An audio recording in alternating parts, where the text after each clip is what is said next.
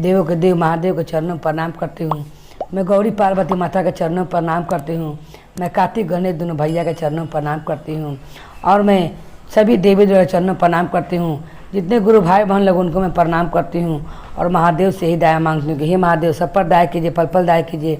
जितने गुरु भाई बहन लोग हैं जिनका काम रुका है सबका काम पूरा कीजिए हे महादेव।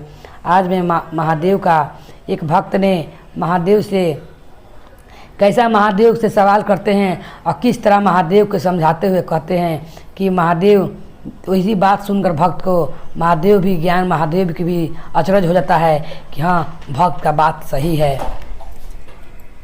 एक हल दशहरा का समय था और कुम्हार मूर्ति माता का बना रहा था। मैया का मूर्ति बनाकर और वो दशहरा में पंडाल में बैठाता है।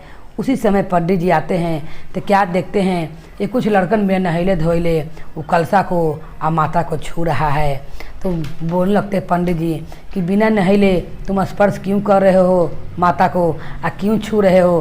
बिना नहैले नहीं छू जाता है तो लड़कन हट जाता है। बोलता है कभी भी छुओ तो नहा कर और डर मानो क्योंकि ये जगत जननी माता हैं। पंडित जी बोलते हैं तब बोलते हैं वो महादेव जो रहते हैं सुन कर आते हैं और महादेव आकर कहते हैं साधु बन कर आते हैं कहते हैं कि मट्टी का मूर्ति में तुम इतना क्यों बोल रहे हो? क्या इसमें प्राण डाला हुआ है कि तुम इतना सोच रहे हो? पंडित जी को बोलते हैं साधु जी इसमें प्राण नहीं डाला हुआ है कि तुम इतना सोच रहे हो इतना बोल रहे हो।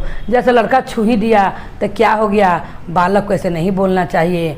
तब उसी समय कुम्हार सुनते रहता है। कुम्हार भी कलसा लेकर पहुँच जाता है। कुम्हार से ये बात साधु बाबा का बर्दाश्त नहीं होता है। तो कुम्हार बोलता है उसी समय उस साधु बाबा से कि ये बताइए कि भगवान ने ये धरती पर तो मनुष्य बहुत गढ़ दिए हैं और बहुत प्राण भी डाल दिए हैं मगर किस काम का? कोई से कोई नहीं डरता है। बेटा है तो बाप से नहीं डरता है, वो पलट कर जवाब देता है।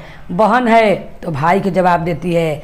बेटी है तो माँ की बात नहीं मानती है। पत्नी है तो अपना पति से भी जवाब लगाती है। तो कौन किससे डर रहा है? भगवान ने इतना सुंदर रचना करके मनुष्य बनाइए दिए हैं तो कहाँ किसी को कोई से डर है? मगर मैं माटिए की मूर्ति गढ़ा हूँ तो इसमें कितना लोग के डर है कि विधि विधान से पंडित जी पूजा करा रहे हैं और किसी को छूने भी नहीं दे रहे हैं।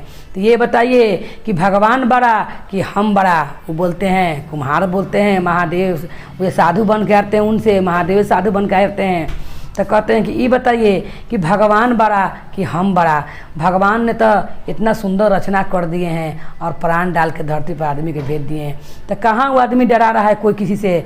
मगर मैं माटिए की मूर्ति बनाया हूँ तो देखिए कितना आदमी डरते हैं कि इनको छूते नहीं हैं बिना नहैले और ना इनको लोग पूजा पाठ करते हैं। कितना विधि विधान से कहते हैं। ये बात साधु बाबा जब सुनते हैं तो उनका भी अचरज हो जाता है और महादेव सोचते हैं कि एक भक्त ने कैसा बात मुझको समझाया। ये भक्त का बात भी सही है। इतना सुंदर मैं धरती पर रचना किए हुए हूँ मगर कोई किसी से नहीं डरता है। मगर ये कि कुम्हार होकर मटिए की मूर्ति बनाया है तो इसे इतना लोग डरता है। उसी समय पार्वती माता बोलती हैं कि हे महादेव ये कितना बड़ा बात आपको बोल गया कुम्हार। तब बोलते हैं महादेव कि पार्वती इसमें कोई गलत बात नहीं बोला है। हम लोग ब्रह्मा विष्णु महेश ने मिलकर इस सृष्टि का रचना किए थे और इस सृष्टि को सोचे थे कि खूब बढ़िया मनुष्य बना देंगे, सब लोग अपन जीवन अच्छा से बिताएगा। मगर ऐसा ही कलयुग है ये कोई किसी से नहीं डरता है। ये कलयुग में भी देखो कुम्हार ने मट्टी का मूर्ति बनाया है तब वो लोग कितना डरा रहा है। इसमें कोई गलत बात कुम्हार नहीं बोला है। और महादेव उसका ये बात सुनकर प्रसन्न हो जाते हैं और कुम्हार को वरदान देते हैं कि सब दिन तुम्हारा ज्ञान ऐसा ही रहे और सब दिन तुम एक से एक मूर्ति बनाओ। तो जैसे महादेव ने कुम्हार का बात का बुरा नहीं माना और भक्त का बात को अच्छा से महादेव ने समझा।